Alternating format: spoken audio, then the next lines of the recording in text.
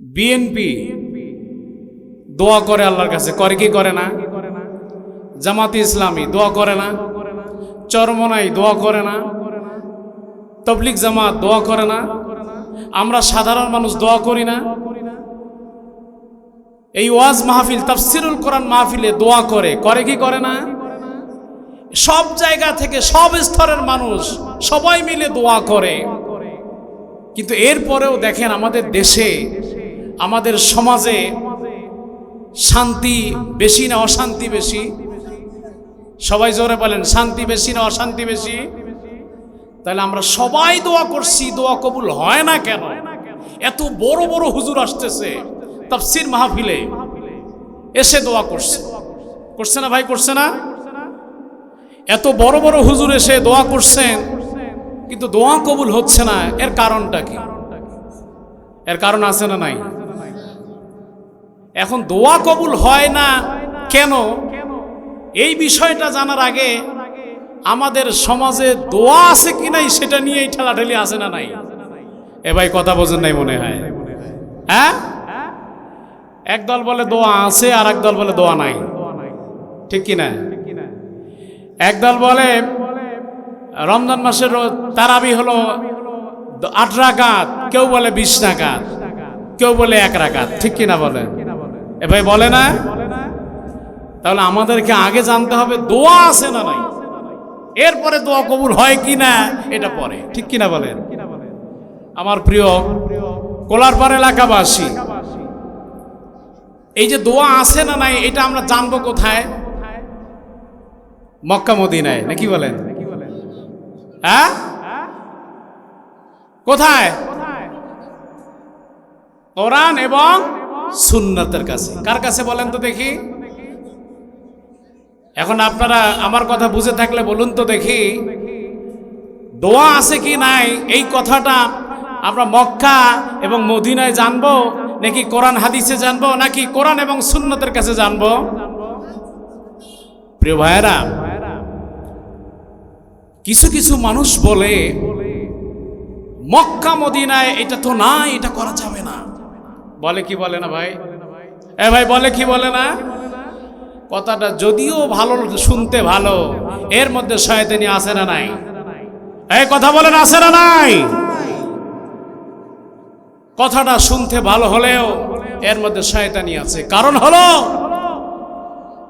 আল্লাহ রাসূল বিশ্বনবী জনাবে মুহাম্মদ রাসূলুল্লাহ সাল্লাল্লাহু আলাইহি সাল্লাম বলেছেন, যেই জমিনের মধ্যে আবু বকর, ওসমান, ওমর, আলীর মতো মানুষ জন্মগ্রহণ করেছে, সেই জমিনের মধ্যে আবু জেহেল, উতবা, সাইবার মতো মানুষ জন্মগ্রহণ করছে কি করে নাই? বলেন, করছে কি করে নাই? প্রিয় ভাইয়েরা, কোন মানুষ যদি আজকে থেকে আপনাদেরকে বলে মক্কা মদিনা এটা না, এটা করা যাবে না, তো সেটা মানা যাবে? বলেন, মানা যাবে? কেন যাবে না? সোজা উত্তর দিবেন আজকের থেকে, যে মক্কা মদিনায় সবচেয়ে শ্রেষ্ঠ মানুষটা এসেছিল বিশ্বনবী জনাবে মুহাম্মদ রাসূলুল্লাহ সাল্লাল্লাহু আলাইহি সাল্লাম। সেই মক্কা আর মদিনার মধ্যে এসেছিল সবচেয়ে নিকৃষ্ট মানুষটা, ঠিক কিনা বলেন? প্রিয় ভাইরা, এই জন্য মক্কা আর মদিনা কখনো দলিল হতে পারে না। দলিল হবে কি? কোরআন এবং সুন্নাহ, ঠিক কিনা বলেন? আসুন আল্লাহ রাব্বুল আলামিন কোরআনের মধ্যে এই দোয়ার ব্যাপারে কি বলছে এটা আমরা জেনে নেই, ঠিক কিনা বলেন? আল্লাহ রাব্বুল আলামিন বলেন, ওয়াইজা সালাকা ইবাদি আন্নী ফাইন্নী করিব। আল্লাহ পাক রব্বুল আলামিন তার পয়গম্বরকে বলেন, ওগো হাবিব, আপনি বলে দেন, আমার কোন বান্দা আমার ব্যাপারে, আমার সম্পর্কে যদি জিজ্ঞাসা করে আমি কত দূরে থাকি, কোথায় থাকি, তারা যদি এই কথা জিজ্ঞাসা করে, আপনি বলে দেন আমি আল্লাহ পাক রব্বুল আলামিন তাদের কাছাকাছি আছি। সুবহানাল্লাহ। বলেন আল্লাহ আছে কোথায়? আবার বলেন আল্লাহ আছে কোথায়? আল্লাহ রব্বুল আলামিন বলেন, উজিবু দাওয়াতাদ দাঈ ইযা দাআনি ফাল্যাস্তাজিবু লি ওয়াল ইউমিনু বি লাআল্লাহুম ইয়ারশুদুন। আল্লাহ রাব্বুল আলামিন বলেন, যখন কোনো বান্দা আমার কাছে দুহাত তুলে আমার কাছে দোয়া করে, যখন আমার কাছে আমার কোনো বান্দা চায়, ওগো হাবিব আপনি বলে দেন আমার যত পর্দা আছে সমস্ত পর্দাগুলো সরায় দিয়ে তার দোয়া কবুল করে নেয়। সুবহানাল্লাহ। প্রিয় ভাইয়েরা, আমরা কোরআন থেকে জানলাম দোয়া আছে না নাই? আরো জোরে আওয়াজ দিয়ে বলেন দোয়া আছে না নাই? আরো জোরে বলেন দোয়া আছে না নাই? দোয়া যেহেতু আছে, হযরতে সাহাবা ইকরাম সবাই খুশি হয়ে গেল যখন জানতে পারলো যে দোয়া করলেই আল্লাহ কবুল করেন। চিন্তা করলো এখন থেকে সারা দিন ধরে খালি দোয়াই করব সুবহানাল্লাহ বলেন। কিন্তু তাকায়া দেখেন বিশ্বনবী জনাবে মুহাম্মদুর রাসূলুল্লাহ সাল্লাল্লাহু আলাইহি ওয়াসাল্লামের মনটা খারাপ হয়ে গেল। সাহাবা ইকরাম জিজ্ঞাসা করলেন, ইয়া রাসূলুল্লাহ, ইয়া হাবিবাল্লাহ, এতক্ষণ ধরে আপনার তো মনটা খুব ভালো দেখলাম, এখন কেন জানি মনটা আপনার মলিন হয়ে গেল, কারণটা কি? আল্লাহ রাসূল বিশ্বনবী জনাবে মুহাম্মদুর রাসূলুল্লাহ সাল্লাল্লাহু আলাইহি ওয়াসাল্লাম জবাব বলেন, ও আমার সাহাবারা, এই মুহূর্তে আমার কানে কানে এসে ফিস ফিস করে আওয়াজে বলল, তোমরা এই আয়াতের বাহ্যিক দিকটা দেখেছো, আসলে ভিতরের অবস্থানটা তোমরা জানো না। বলছি, ইয়া রাসূলুল্লাহ, ইয়া হাবিবাল্লাহ, ভিতরের অবস্থানটা কি আমাদেরকে একটু জানাবেন? আল্লাহ রাসূল বিশ্বনবী বলেন, ও সাহাবা ইকরাম, তোমরা শোনো, আল্লাহ রাব্বুল আলামিন বলেছেন, এই পৃথিবীর মধ্যে এমন কিছু ব্যক্তি আছে, এমন 10 শ্রেণীর কপাল পোড়া আছে, এই কপাল পোড়া 10 শ্রেণীর কপাল পোড়া দোয়া করলে আল্লাহ দোয়া কবুল করবে না। এখন জোরে বলেন তো দেখি, কয় শ্রেণীর দোয়া কবুল হয় না? আরো জোরে আওয়াজ দিয়ে বলেন, কয় শ্রেণীর দোয়া কবুল হয় না? এখন দোয়া কবুল যে হয় না 10টা শ্রেণীর ব্যক্তির, এটা শোনার দরকার আছে না নাই? আরো জোরে বলেন, আছে না নাই? এখন এই 10 শ্রেণীর মধ্যে আপনি আমরা আছি কি না এটা জানার দরকার আছে না ভাই? এই কথা বলেন, আছে না নাই? আল্লাহ রাসূল বিশ্বনবী জনাবে মুহাম্মদুর রাসূলুল্লাহ সাল্লাল্লাহু আলাইহি ওয়াসাল্লামকে সাহাবা ইকরাম জিজ্ঞাসা করলেন, ইয়া রাসূলুল্লাহ, ইয়া হাবিবাল্লাহ, এমন কপাল পোড়া, এমন অভাগাম কোন কোন ব্যক্তিরা দোয়া করলে আল্লাহ দোয়া কবুল করবে না? ইয়া রাসূলুল্লাহ, আপনি আমাদেরকে একটু বলে দেন, এমন কোন কপাল পোড়া যারা দোয়া করলে আল্লাহ পাক কবুল করবে না, আমাদেরকে একটু বলে দেন। আল্লাহ রাসূল বিশ্বনবী জনাবে মুহাম্মদুর রাসূলুল্লাহ সাল্লাল্লাহু আলাইহি ওয়াসাল্লাম বললেন, 10 শ্রেণীর ব্যক্তির দোয়া কবুল হবে না। তার মধ্যে সর্বপ্রথম হলো আল মুশরিকুন, যারা আল্লাহর সঙ্গে শিরিক করে। যারা কি করে? এ ভাই, কি করে? আমার কথা বোঝা যায় না মনে হয়। আমি কিন্তু বেশি দূরের মানুষ না, আপনাদের কাছের মানুষ, এই 10 নম্বরের ইমাম সাহেব। অর্থাৎ আমার আওয়াজ, আমার ভাষা শুনতে এবং বুঝতে আপনাদের কষ্ট হবে বলে মনে হয় না, ঠিক কি না? আপনাদের কি কষ্ট হচ্ছে ভাই? হ্যাঁ, কষ্ট হচ্ছে। যদি না বোঝেন আমাকে বলবেন, হুজুর আমরা বুঝতে পারতেছি না। আমি কিন্তু আপনাদের এলাকার মানুষ, আপনাদের মতো করেই কথা বলি, ঠিক কি না? আমাদের দূর থেকে কিছু মেহমান আসছে, তাদের হয়তো একটু কম বেশি হতে পারে, কিন্তু আমার হওয়ার কথা আছে কি? প্রিয় ভাইয়েরা, তাহলে সর্বপ্রথম আল্লাহ রাসূল বিশ্বনবী বললেন, আল মুশরিকুন, যারা আল্লাহর সঙ্গে শিরিক করে তাদের দোয়া কবুল, বলেন তাদের দোয়া কবুল হয় না। এখন বলেন তো দেখি, এই যে তাফসীরুল কোরআন মাহফিলের নাম দিয়েছে, এখানে কথা হবে কোরআন এবং হাদিস থেকে। কোথা থেকে বলেন তো? আবার বলেন, কোথা থেকে? আমি কোরআন থেকে আপনাদেরকে বলেছি যে আল্লাহ পাক রব্বুল আলামিন দোয়া করতে বলেছে, দোয়া আছে না নাই, ঠিক কিনা বলেন? আমি হাদিসের মাধ্যমে আপনাদেরকে জবাব দেব যে কোন কোন ব্যক্তির দোয়া কবুল হয় না। এরা দোয়া করলেও দোয়া কবুল হয় না, শুধু দোয়া নয়, এরা যতদিন পর্যন্ত আমল করবে, যতদিন পর্যন্ত ওই জায়গা থেকে বের হয়ে না আসে, ততদিন পর্যন্ত কোনো আমলেই কবুল হবে না, ঠিক কিনা বলেন? প্রিয় ভাইয়েরা, তাহলে সর্বপ্রথম হলো আল মুশরিকুন, যারা মুশরিক, আল্লাহর সঙ্গে শিরিক করে যারা, তাদের দোয়া কবুল হয় না। এখন আপনারা বলতে পারেন যে হুজুর আমরা তো ওই লাইনে নাই, ঠিক কিনা বলেন? আমরা শিরিক করি না। তবে হ্যাঁ, এটা সত্য কথা, শিরিক হলো দুই প্রকার। শিরিক কয় প্রকার? এ ভাই, শিরিক কয় প্রকার? আমার কথা বোঝেন নাই? শিরিক কয় প্রকার? শিরিক হলো দুই প্রকার। এক নম্বর হলো আশ-শিরকু বিজ্জাত, অর্থাৎ এক নম্বর শিরিকটা হলো যে একজনকে আল্লাহর সমকক্ষ মনে করে তার ইবাদত করা। তো বাংলাদেশের মুসলমানরা অন্তত এটা করে না, ঠিক কিনা বলেন? করে না কি বলেন তো? এটা করে না। দুই নম্বর শিরিকটা হলো আশ-শিরকু বিস-সিফাত, অর্থাৎ আল্লাহর অসংখ্য সিফতি নাম আছে, এই নামের উপরে অনেকে আমরা দুঃখজনক হলেও সত্য কথা এবং 100% সত্য কথা, এই বাংলার জমিনের মুসলমানদের মধ্য থেকে 95% মুসলমান এই শিরিকের সঙ্গে সম্পৃক্ততা আছে, বুঝে হোক আর না বুঝে হোক, ঠিক কিনা বলেন? প্রিয় ভাইয়েরা, এখন বলেন যে হুজুর আপনি বললেন আর আমরা মেনে নিলাম, আপনি বললেন আমরা মেনে নিলাম, কিভাবে আমরা শিরিক করলাম একটু বুঝায়া দেন। তাহলে বুঝাইতে পারি নাকি বলেন? একটু দুই একটা উদাহরণ দিলে আপনারা বুঝবেন যে কিভাবে আপনারা সবাই শিরিক করি।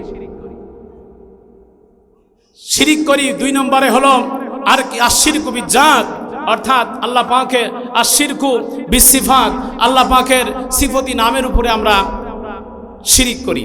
যেমন ধরেন আল্লাহ পাকের একটি নাম আছে রাজ্জাক। কি নাম বলেন তো? আরো জোরে বলেন, কি নাম? রাজ্জাক। রাজ্জাক নামের অর্থ হলো রিজিক দাতা। কি দাতা ভাই? সবাই বলেন কি দাতা? রিজিক দাতা। এখন বলেন তো দেখি আমাদের রিজিক দেয় কে? আরো জোরে আওয়াজ দিয়ে বলেন, দেয় কে? আরো জোরে বলেন, দেয় কে? আমাদের রিজিকের মালিক হলো আল্লাহ। কিন্তু কিছুদিন আগে যখন আমাদের দেশের মধ্যে তেলের দাম বেড়ে গেল, পেঁয়াজের দাম বেড়ে গেল, কিছু মানুষ বাজারে গিয়ে হাই হুতাশ করা শুরু করলো, আরে আর মনে হয় আমাদের সংসার চলে না, আমাদের জীবন আর চলে না, ঠিক কিনা বলেন? এই পেঁয়াজ আর তেল, শ্বশুর বাড়িতে গেলে মিষ্টির বদলে যদি 1 কেজি পেঁয়াজ নেওয়া যাওয়া যায় তাহলে শাশুড়ি সবচেয়ে বেশি খুশি হয়, ঠিক কিনা বলেন? কি ভাই, এরকম সময় যায় নাই? এই সময় কিছু মানুষ বাজারে গিয়ে হাই হুতাশ করে, আর কিছু মানুষ বগল বাজায় আর বলে যে আমার তো কষ্ট নাই, আমার কোনো সমস্যা নাই। কেন? যে আমার যে একটা ছেলে আছে কানাডায় থাকে, সে প্রতি মাসে আমাকে টাকা পাঠায় দেয়, এই ছেলেটাই আমার লক্ষ্মী, ঠিক কিনা বলেন? এ ভাই বলে না, বলে না? আরো জোরে বলেন, বলে কি বলে না? ব্যবসায়ীরা ব্যবসা করে, এরপরে সে টাকা গনে, ব্যবসায়ীদের টাকা বেশি, সে টাকা গনে। আহারে, এই ব্যবসা যদি না থাকতো তাহলে আমার পেটে খাবার চাইতো না, অর্থাৎ এই ব্যবসাটাই আমার লক্ষ্মী, বলে কি বলে না? ভাই বোঝেন এই কথাটা? যারা চাকরি করে মাস শেষ হইলেই তাদের কাছে মোটা একটা টাকার অঙ্ক চলে আসে, আসে কি আসে না? আসার পরে তারা চিন্তা করে এই চাকরিটাই হলো আমার লক্ষ্মী, এই চাকরি যদি না থাকতো তাহলে আমার পেটে খাবার যাইতো না, বলে কি বলে না? প্রিয় ভাইয়েরা, আপনি যখন আপনার ছেলেকে লক্ষ্মী বলেছেন, আপনি রাজ্জাক নামটাকে কিডন্যাপ করে আপনার ছেলেকে দিয়েছেন, ঠিক কিনা বলে? প্রিয় ভাইয়েরা, আপনি যখন আপনার ব্যবসাকে লক্ষ্মী বলেছেন, আপনার আল্লাহ পাকের রাজ্জাক নামটাকে ছিনতাই করে আপনি আপনার ব্যবসাকে রাজ্জাক বানিয়েছেন, ঠিক কিনা বলেন? আপনি যখন আপনার চাকরিকে বলেছেন এই চাকরি আমাকে খাবার দেয়, এটাই আমার লক্ষ্মী, তার মানে আপনি আল্লাহ পাকের নামের যে রাজ্জাক, এই রাজ্জাককে ছিনতাই করে আপনার চাকরির জায়গায় বসায় দিয়েছেন, আপনি মুশরিক হয়ে গেছেন, আপনার কোনো দোয়া কবুল হবে না, ঠিক কিনা বলে? প্রিয় ভাইরা, খারাপ লাগলো? বলেন খারাপ লাগলো? একটু বলবো? হ্যাঁ প্রিয় ভাইরা, আজকে যখন সব মহল থেকে দোয়া করে, ইমাম সাহেবেরা মসজিদে দোয়া করে, আবার যারা তাফসীর করে বড় বড় আলেমরা আসেন, তারা যখন দোয়া করে কিন্তু দোয়া কবুল হয় না। কারণটা কি? যারা আল্লাহ পাকের রাজ্জাক নামটাকে ছিনতাই করে অন্য জায়গায় বসিয়েছে, এই দোয়ার মাঝের মধ্যে সেরকম মানুষগুলোও বসে থাকে, ঠিক কিনা বলেন? এই জন্য দোয়া করি, দোয়া কবুল হয় না। এই জন্য কি করি? দোয়া করি, দোয়া কবুল হয় না। প্রিয় ভাইরা, আল্লাহ পাকের আরেকটি নাম আছে, যেই নামটার নাম হলো হাকিম। কি নাম? আবার বলেন, কি নাম? হাকিম নামের শব্দের অর্থ কি? আইনদাতা, বিধানদাতা। বলেন তো, হাকিম নাম শব্দের অর্থ কি? আইনদাতা, বিধানদাতা। আবার বলেন, কি নাম? এই যে মাইকটা একজন তৈরি করছে, এর কারিগর আছে না নাই? এর স্রষ্টা আছে না নাই? জোরে আওয়াজ, বুঝতেছেন না মনে হয়। এই যে মাইকে কথা বলছি, আপনারা শুনছেন, এর স্রষ্টা আছে না নাই? যে মাইকটা সৃষ্টি করেছে স্রষ্টা, সে একটা ম্যানুয়াল, একটা সিস্টেম তৈরি করছে কিভাবে মাইকটা চালাইতে হবে, করছে না? আমরা ছোটবেলা থেকে দেখছি যে মাইকের একটা ওই সুন্দর একটা সিস্টেম আছে, কোথায় জ্যাক লাগাইতে হবে, কোথায় পিন আপ লাগাইতে হবে, কোথায় কারেন্টের লাইন লাগাইতে হবে, এরকম সিস্টেম আছে না নাই? এলাকার মধ্যে একজন মানুষ আসছে, যার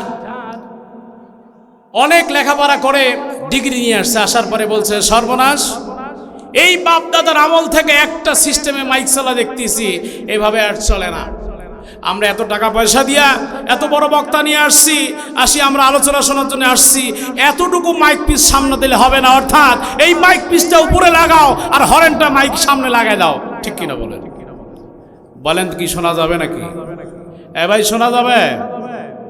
কারণ হলো, যদি শোনা না যায়, এই মাইকের স্রষ্টার যে সিস্টেম, এই মাইকের স্রষ্টার যে সিস্টেম, এটা যদি কেউ ফলো না করে, যেমনি ভাবে মাইকের আওয়াজ আপনার কান পর্যন্ত যাবে না, তেমনি ভাবে প্রিয় ভাইয়েরা বলেন তো দেখি, এই জমিনের স্রষ্টাকে, একটু আওয়াজ দিয়ে বলে, এই জমিনের স্রষ্টাকে, এই আসমানের স্রষ্টাকে, আপনার আমার স্রষ্টাকে, একটু বুকে সাহস নিয়ে বলেন না কেন, আপনার আমার স্রষ্টাকে। আপনার আমার স্রষ্টা আল্লাহ, এই পৃথিবীর স্রষ্টা আল্লাহ, এই জমিনের স্রষ্টা আল্লাহ, এই আকাশের স্রষ্টা আল্লাহ। সব কিছু যদি আল্লাহর স্রষ্টা হয়, তাহলে বলুন তো দেখি, আইন চলবে কার? আরো জোরে বলেন, আইন চলবে কার? সেই আল্লাহ পাকের আইন চলবে। এই কথা যদি বলেন, তাহলে এই হুজুর ভালো না। ঠিক কিনা বলেন?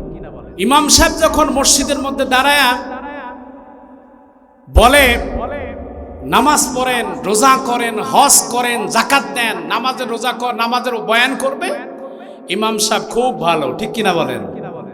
ইমাম সাহেব জান্নাত জাহান্নামের ওয়াজ করবে, এই ইমাম সাহেব খুব ভালো। ঠিক কিনা বলেন? এই ইমাম সাহেব যখন বলবে, এই কোরআন দিয়ে দেশ চলবে, এই কথা বলার সঙ্গে সঙ্গে তার আর ইমামতির চাকরি নাই। ঠিক কিনা বলেন? ঠিক কিনা বলেন? বলেন প্রিয় ভাইরা। তাহলে আইনদাতা, বিধানদাতা কে? মুসলমান ভাইরা রে আমার,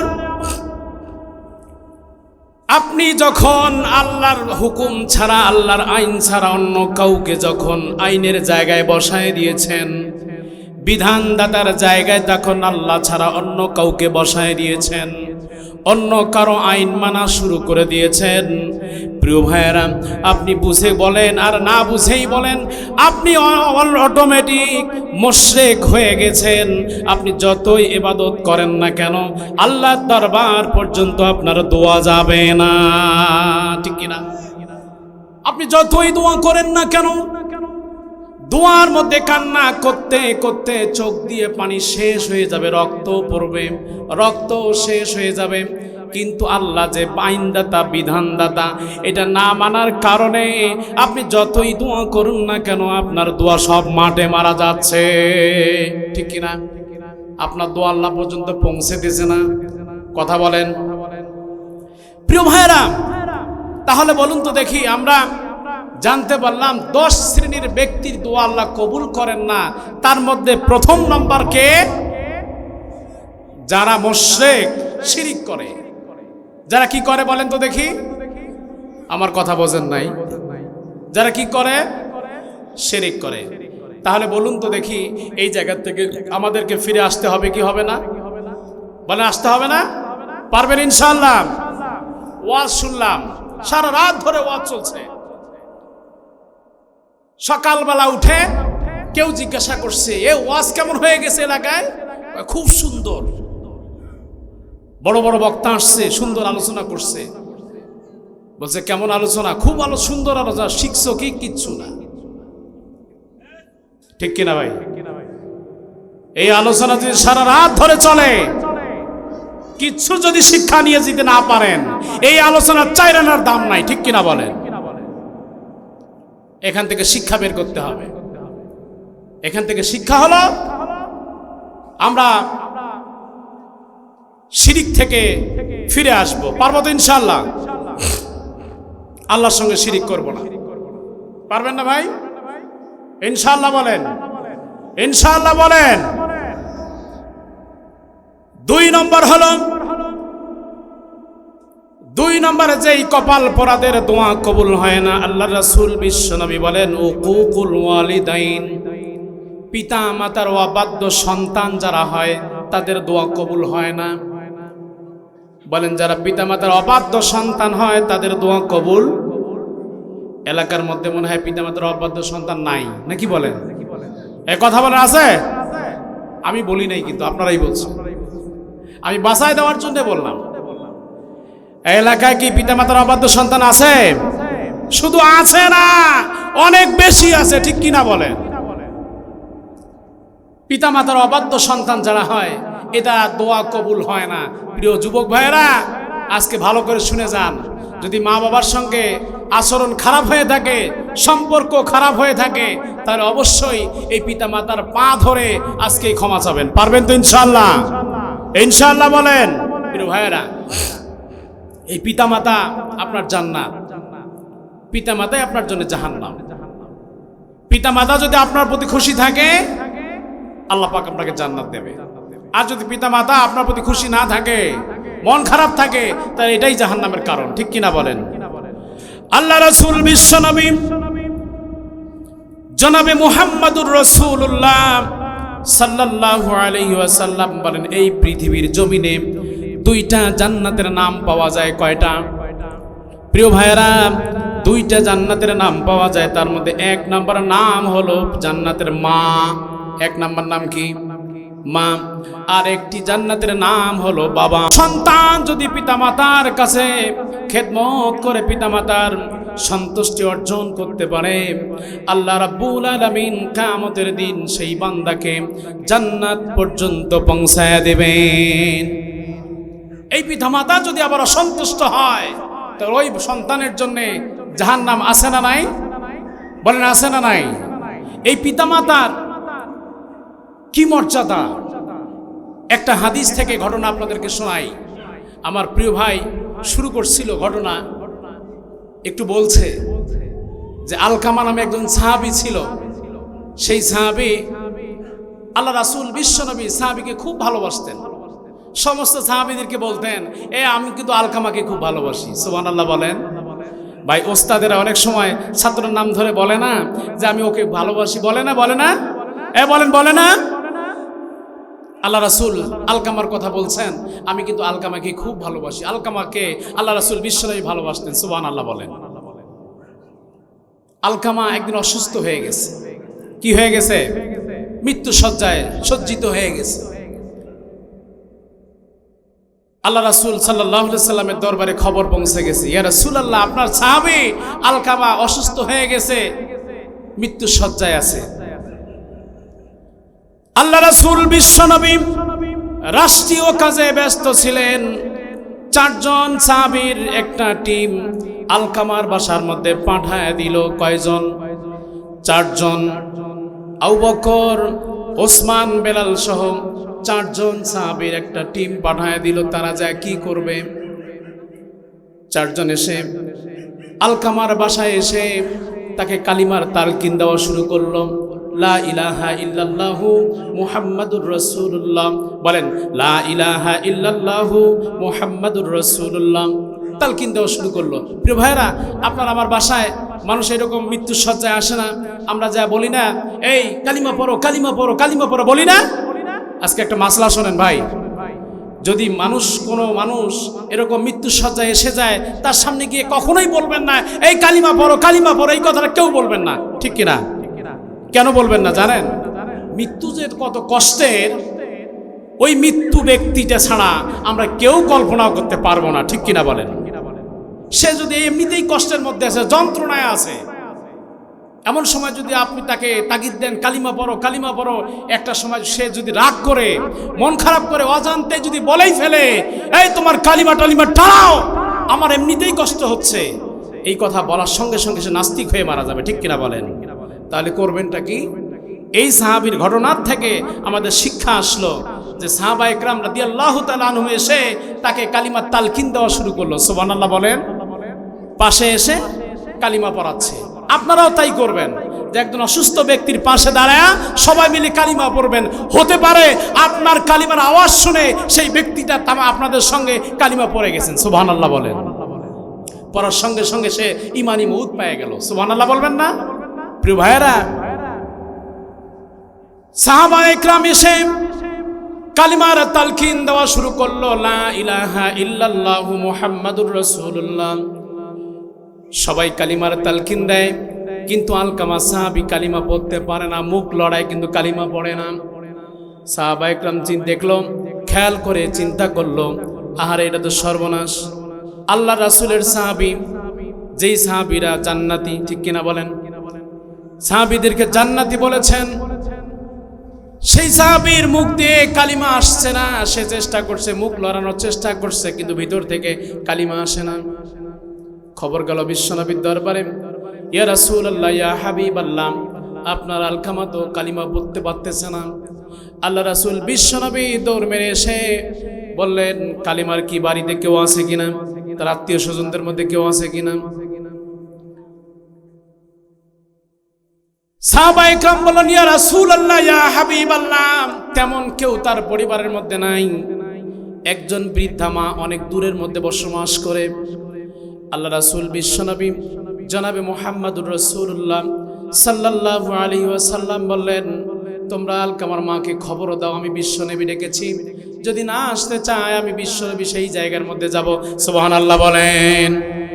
বিশ্বনবী হয়ে বলছেন, যদি কাল আলকামার মা না আসে সেই জায়গার মধ্যে আমি যাব। প্রিয় ভাইয়েরা, আমার আপনার মতো অনেক সন্তান এরকম আছে, সেই মায়ের সামনে মাথার চুলগুলো ঝাঁকায়া ঝাঁকায়া কথা বলে, আছে না নাই? বলেন আছে না নাই? আল্লাহ রাসূল বিশ্বনবী বলছেন, যদি আলকামার মা না আসতে পারে আমি নিজেই ওখানে যাব। যখন সাহাবা ইকরাম তাকে খবরটা পৌঁছায় দিল, আলকামার মা বলল, আল্লাহ রাসূল বিশ্বনবী আমাকে ডেকেছে, অবশ্যই আমি সেখানে যাব। সুবহানাল্লাহ বলেন। বৃদ্ধামান মহিলা লাঠি নিয়ে টুকটুক করে বিশ্বনবীর দরবারে চলে আসলেন। সুবহানাল্লাহ। এসে বলছেন, ইয়া রাসূলুল্লাহ, ইয়া হাবিবাল্লাহ, আমি আলকামার মা, আমাকে আপনি ডেকেছেন। আল্লাহ রাসূল বিশ্বনবী বললেন, আলকামার মা, আপনার আলকামার এই অবস্থা, মৃত্যু শয্যায় এসে গেছে, সে তো কালিমা পড়তে পারছে না। আপনার আলকামা কেমন ছিল? আলকামার মাকে জিজ্ঞাসা করা হলো, তোমার আপনার মা, আপনার সন্তান কেমন ছিল? আলকামার মা দু চোখের পানি ছেড়ে দিয়ে বলছেন, ইয়া রাসূলুল্লাহ, ইয়া হাবিবাল্লাহ, আমার সন্তান বলে আমি বলছি না, আমার সন্তান লাখে একটা হয়। সুবহানাল্লাহ বলেন।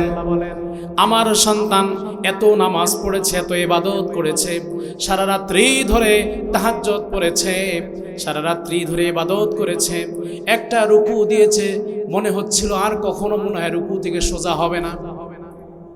সিজদায় যখন চলে গেছে, মনে হচ্ছিল আর সিজদা থেকে কখনো মাথা উঠাইতে পারবে না। এত লম্বা সময় ধরে রুকু করত, এত লম্বা সময় ধরে সিজদা করত। আমার আলকামা ইবাদতের মাধ্যমে অনেক ভালো ছিল। এরপরে আমার আলকামার কাছে কেউ যদি হাত পাতত, যদি কেউ কিছু চাইতো, আমার আলকামা কখনো তাকে খালি হাতে ফিরাইতো না। যা ছিল সে পকেটে হাত ঢুকায় দিত, যা হাতে উঠতো দেখতো না কত টাকা কত কি আছে, এটা দেখতো না। সে আল্লাহ রাস্তায় দান করে দিত। সুবহানাল্লাহ বলেন। আল্লাহ রাসূল বিশ্বনবী বললেন, আলকামার মা, আমি এই কথা শুনতে চাই নাই, আপনি মা হিসাবে বলুন আপনার সন্তান কেমন ছিল। সুবহানাল্লাহ বলেন।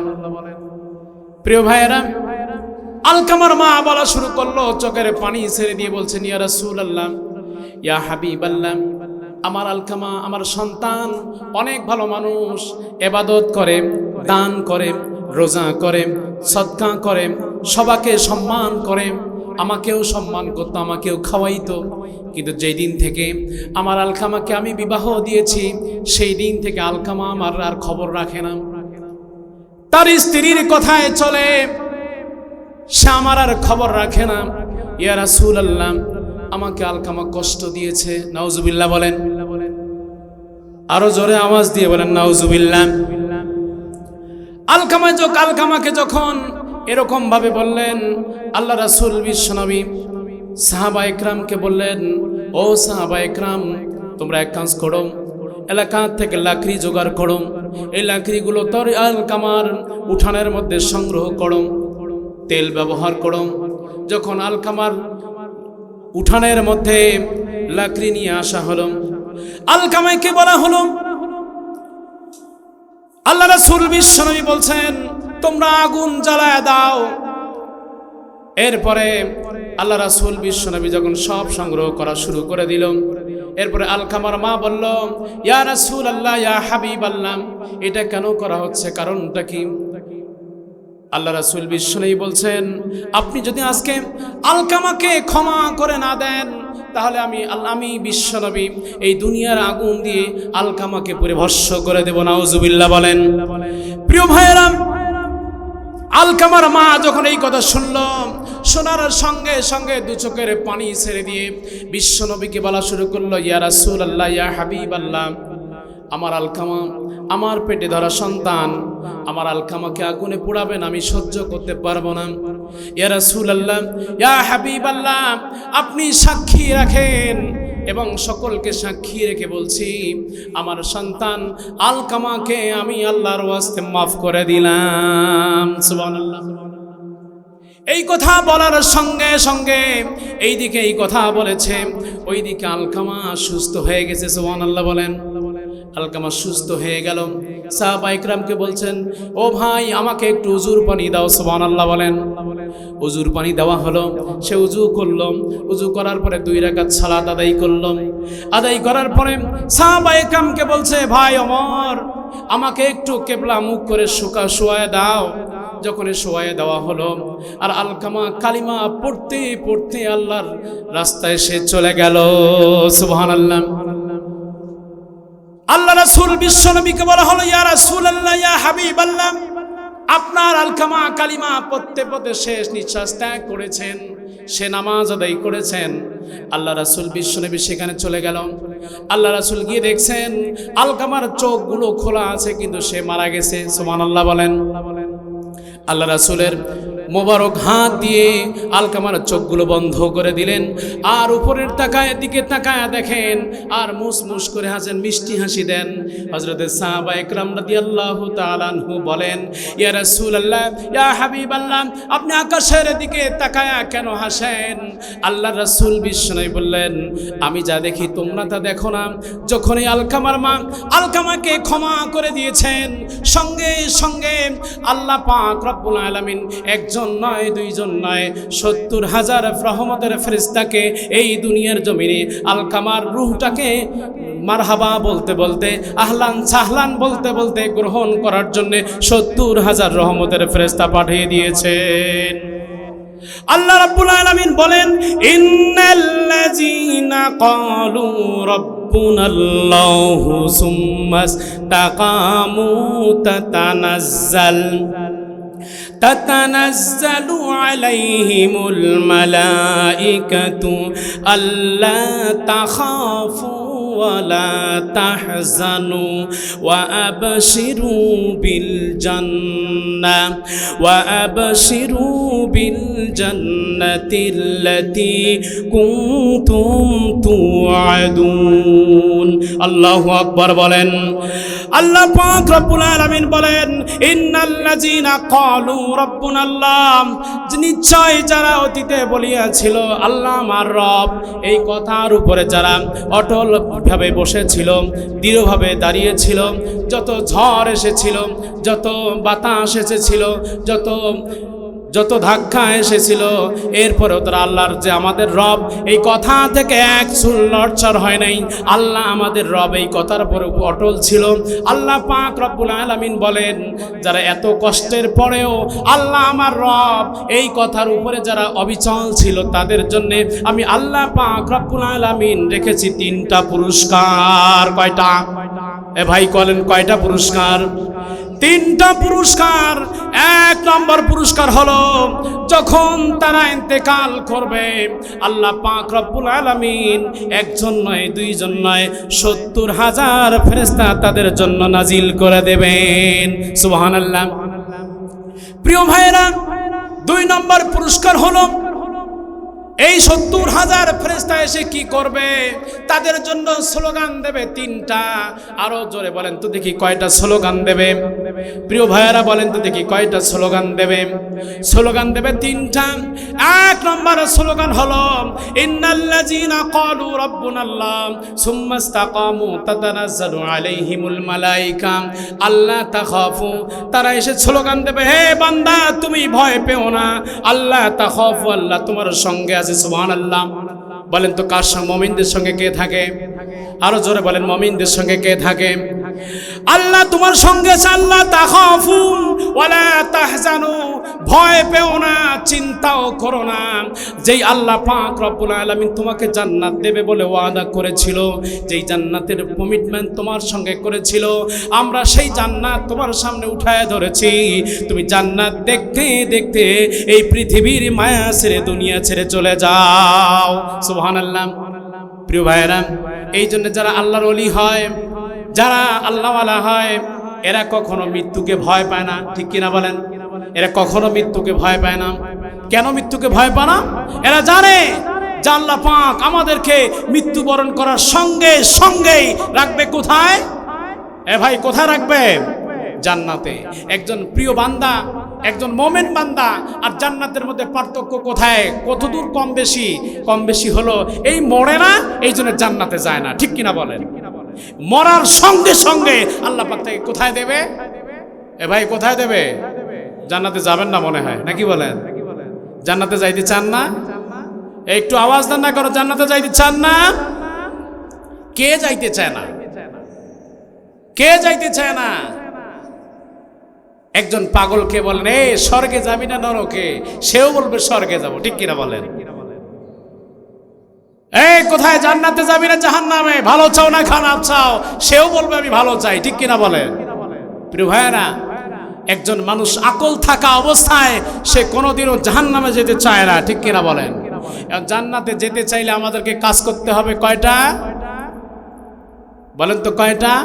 2টা। কয়টা? এ ভাই আওয়াজ দিয়ে বলেন কয়টা? আলোচনা আমার অন্যদিকে যাচ্ছে। আলোচনা ছিল আমার কোথায়? যে দোয়া কবুল হয় না কেন? 10 শ্রেণীর ব্যক্তি দোয়া কবুল হয় না। ঠিক কিনা বলেন? 10 শ্রেণীর ব্যক্তি দোয়া কবুল হয় না। আমাদের 2 নম্বরে ছিল পিতামাতার অবাধ্য সন্তান। ঠিক কিনা বলেন? প্রিয় ভাইয়েরা, আমরা এই ঘটনার থেকে বুঝতে পারলাম, একটা অবাধ্য সন্তান যদি হয়, সে সাহাবায়ে কেরাম হোক, সে অন্য কোনো কেউ হোক, এরপরেও অবাধ্য সন্তান সে কখনোই দোয়া তার কবুল হয় না। প্রিয় ভাইয়েরা, আজকে বাড়িতে গিয়ে বাবা মার কাছ থেকে ক্ষমা চাবেন, মাপ চাবেন, যে মা আমি বুঝতে পারি নাই, বাবা আমি বুঝতে পারি নাই, আজকে আমি তোমার সঙ্গে খারাপ আচরণ করেছিলাম, তোমাকে গালি দিয়েছিলাম, চোখ গরম করে মাথার চুল ঝাঁকিয়ে কথা বলেছিলাম। আমার বাবা আমার মা আমাকে মাফ করে দেন। মা তো দেখবেন ক্ষমা করে দেবে। ঠিক কিনা বলেন? 3 নম্বর হলো এই দোয়া কবুল হয় না, তার মধ্যে 3 নম্বর ব্যক্তি হলো আল হাদিসুল। বলেন তো কি? আল হাদিসুল। যারা হিংসুক হয়। যারা কি হয়? এ ভাই যারা কি হয়? যারা হিংসা সমাজে আছে না নাই? হিংসা নাই কোথায়? ঠিক কিনা? হিংসা কোথায় নাই? আমরা যারা বক্তা আমাদের মধ্যে আরো বেশি হিংসা, ঠিক কিনা বলেন? এই কথা বলেন না কেন ভাই? এক বক্তা আর এক বক্তার বিরুদ্ধে কথা বলে, এক আলোকচোখ আর এক আলোকচোখকে দেখতে পারে না, ঠিক কিনা বলেন? কওমি আলিয়াকে আলিয়া কওমিকে, ঠিক কিনা? ঠেলা ঠেলে আছে না নাই? এরা টুপি লম্বা আর একটা টুপি পাঁচ করলি, দুইটার মধ্যে ঝগড়া আছে না নাই? প্রিয় ভাইয়েরা, হিংসা নাই কোথায়? একটা ঘটনা বলি আপনাদেরকে। এক ব্যক্তি রাতের বেলা ঘুমের মধ্যে দেও দেখছে। দেও কি দেখছে বলেন তো? ভাই দেও দেখছে। দেও দেও এসে বলছে, আমি তোমাকে একটা জিনিস দিতে চাই, তুমি কি নিবা? বলে কি দিবা বলো? তোমাকে একটা আমি গরু দেব। কি দেবে? গরু দেবে। বলছে ঠিক আছে দেও নেব। তোমাকে একটা গরু দেবে, কিন্তু শর্ত আছে। শর্ত আবার কি? শর্ত হচ্ছে তোমার বাড়ির পাশে যে ব্যক্তির সাথে তোমার ঝগড়া, যার সাথে হিংসা, ও দুইটা দেব। কটা? দুইটা। বলছে আমার দরকার নাই, আমার লাগবে না। পরের দিন সকালবেলা বাড়িয়ালি কি বলতেছে, বাড়িয়ালি এ বউ শোনো, আমি কিন্তু একটা জিনিস আজকে পায়া ধন হারাইছি। বলছে কি? দেও আসছিল স্বপ্নে, এসে আমাকে বলতেছে আমাকে গরু দেবে একটা। বলছে নিল না কেন? বলছে ওই যে যাদের সাথে আমাদের ঝগড়া তাকে নাকি দুইটা দেবে, এই জন্য নেই। বউ একটু চালাক, সে চিন্তা করলো ও দুইটা দেয়, দেখ তোমার তো একটা থাকতো, নিল না কেন? যার জন্য চুরি করি সেই কয় চোর। ঠিক আছে এবার থেকে বলবো। প্রিয় ভাইরা, বলছে ঠিক আছে। পরের দিন আবার দেও আসছে, এসে বলছে আজকে কিছু নিবা? বলছে ঠিক আছে দাও, কি দিবা? বলছে গরু। বলছে দাও একটা, বা শর্ত একটা, ওই যে তোমাকে যদি একটা দিই, তোমার সাথে যার ঝগড়া তাকে দেবো দুইটা। কয়টা? দুইটা। বলছে ঠিক আছে দাও। একটা দেশে, পরের দিন ওকে দুইটা দেশে। পরের দিন আবার আসছে, এসে বলছে আজকে কিছু নিবা? বলছে কি দিবা? তোমাকে একটা ছাগল দেবো। বলছে দাও। ওকে কিন্তু একটা গরু দেবো। বলছে ঠিক আছে দাও। এরকম করে হঠাৎ আর একদিন আসছে, এসে বলছে আজকে কি কিছু নিবা নাকি? এরপরে আবার তাকে জিজ্ঞাসা করলো আজকে কি কিছু নিবা? বলছে কি নিবা? প্রতিদিনই যে আমি যেটা চাই, আমাকে দাও একটা, ওকে দাও দুইটা, আজকে আমি আর কিছু নিবো দেবো না, আজকে তুমি আমার কাছ থেকে কিছু নিয়ে যাও। বলছে কি দিবা? আজকে আমার একটা চোখ কানা করে নিয়ে যাও। তাহলে আমার একটা চোখ কানা করলে ওর হবে দুইটা, ঠিক কিনা বলেন? সমাজের এই অবস্থা, এই ব্যাধি আছে না নাই? প্রিয় ভাইয়েরা, হিংসা নাই কোথায়? হিংসায় জর্জরিত হয়ে গেছে রাজনীতিতে হিংসা, সমাজে হিংসা, পরিবারের মধ্যে হিংসা, আলেমদের মধ্যে হিংসা, বক্তাদের মধ্যে হিংসা, শ্রোতাদের মধ্যে হিংসা, সব জায়গায় হিংসার সয়লাভ হয়ে গেছে, ঠিক কিনা বলেন? প্রিয় ভাইয়েরা, এই হিংসার আগুন রাজনীতির মঞ্চে এসে যারা জ্বালাচ্ছে, আমি বলি প্রিয় ভাইয়েরা, আপনি আপনার স্বাধীনতায় আপনি বিএনপি করেন, কোনো সমস্যা নাই। আপনার স্বাধীনতায় আপনি জাতীয় পার্টি করেন, কোনো সমস্যা নাই। আপনার স্বাধীনতায় আপনি জামাতি ইসলাম করেন, কোনো সমস্যা নাই। কিন্তু আপনার স্বাধীনতায় আপনি যে কোনো দল করতে পারেন, আমাদের কোনো আফসোস নাই, কোনো আপত্তি নাই। কিন্তু এই হিংসার আগুন কোন রাজনীতির মঞ্চে এসে অন্যদের উপরে চাপায় দিবেন না, ঠিক কিনা বলেন?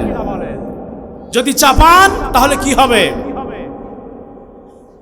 খোদার কসম করে বলি, যারা এই হিংসার আগুন রাজনীতির মঞ্চে এসে যারা অন্যদের উপরে চাপায়া আগুন জ্বালায় দিতে চায়, তাদের 100 বছর হলেও 100 বছর পরে হলেও নিজেদের আগুনে নিজেরাই পুড়ে ছারখার হয়ে যাবে, ঠিক কিনা বলে? প্রিয় ভাইয়েরা, এর প্রমাণ সামনে আছে না নাই? বলেন আছে না নাই? তারা আজকে আছে, বলেন আছে। এই জন্য হিংসা করবেন না।